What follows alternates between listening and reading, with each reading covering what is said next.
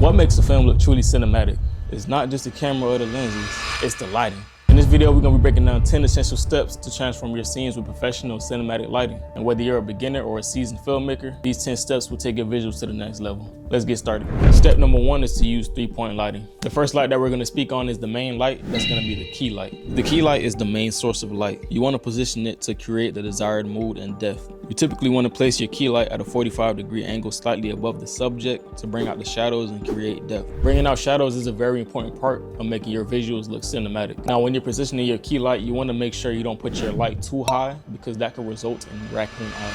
If your subject has raccoon eyes, then that'll take away from the cinematic look and your visuals won't look as appealing. But then you also want to avoid putting your light too low because that'll create the campfire look. This is a look that's usually used in scary movies and things of that sort. The next light you want to use is the fill light. The fill light reduces shadows created by the key light. You want to use the fill light to subtly maintain contrast within your image. The third light you want to add when you want to create that cinematic feel is your backlight. The backlight separates your subject from the background, creating more depth. For step number 2, you want to control your light density and direction. When you're setting up your lights, you want to make sure your lights aren't too bright, so you want to use things like diffusers, or you could just lower your lighting. Personally, I have lights that have diffusers in them so they don't hit too hard anyway. If you don't have equipment that already has diffusion, then you could buy diffusers or soft boxes to soften your lighting. I have my key light at a 45-degree angle, so it's 45 degrees to my right and 45 degrees from the camera. My key light lights up this side of my face, but it leaves some shadows right here to create some depth. And I have my backlight 45 degrees behind me, and you can see the shine that it's causing right here. Tip number 3 is you want to embrace your shadows. Cinematic lighting often relies on contrast and shadows to create drama and depth. When I first got started with filmmaking, I felt like I had to have 2 lights up so I could brighten up everything. As I gained experience, I realized you have to use your light strategically, and sometimes having one light light up just one side will make your scene pop out more.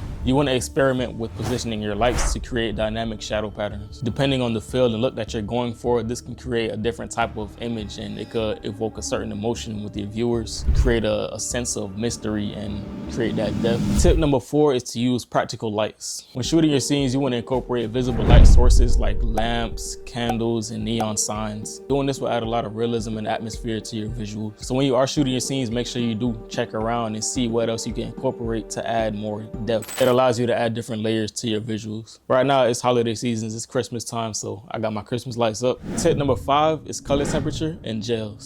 When it comes to your basic lighting, you can either set it to warm or cool. The cool will be more white or blue, and the warm will be more yellow or orange. Right now with my lighting, I'm using a more warm temperature. It's definitely not just warm or cool lights that you can use to set the tone of your visuals. One of the lights that I do have is an LED light that comes with RGB colors, so I can set it to any color that I want. But if you don't have RGB lights, then you can add gels to your lighting to switch the colors. Gels are small little color screens that you can use to change the hue of your lighting. So if you want your lighting to be red, you will get a red gel. If you want your lighting to be orange, you get an orange gel. Tip number 6, you want to use motivated lighting. With motivated lighting, you ensure that your lighting looks natural by mimicking real life sources. It's very important that when you're shooting scenes, you want to make sure your lighting looks like it's actually part of the scene. So if you're at a bus stop, you want to make sure your lighting is like above you and it looks like it's coming from the bus stop. If you're shooting a scene where you have a window that's to the right where the sunlight would be coming from, then that's where you want to have your lighting. You just want to make sure your lighting makes sense with the scene that you're shooting. For tip number 7, you want to experiment with lighting ratios. You can adjust the brightness difference between the key lights and the fill lights to control contrast and mood. For example, with low ratio lighting, you can use soft, even lighting for a natural look, and for high ratio, you can use more dramatic lighting with high contrast scenes. Right now, I have a more low ratio, soft lighting, but if I go turn off my backlight, then you'll get a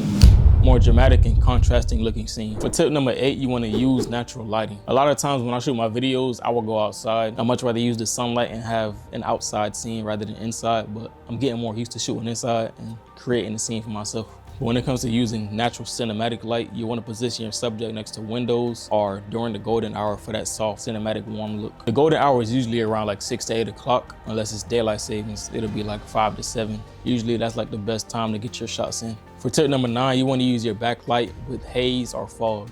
You want to use fog or haze to create that depth and texture in your scene when using your backlight. When you do this, it very dramatically enhances your atmosphere. So for the last and not least tip, you want to scout your locations with lighting in mind. You want to choose your locations with interesting light sources or reflections like urban streets at night or interiors with big windows. Preparation is a big part of being a filmmaker, and making sure your scenes have the proper lighting and proper setting that you'll need for your shot is very detrimental. For more tips, make sure you subscribe to the channel and let me know what you want me to review next. It's been Brando Did It, and I'll see y'all in the next one.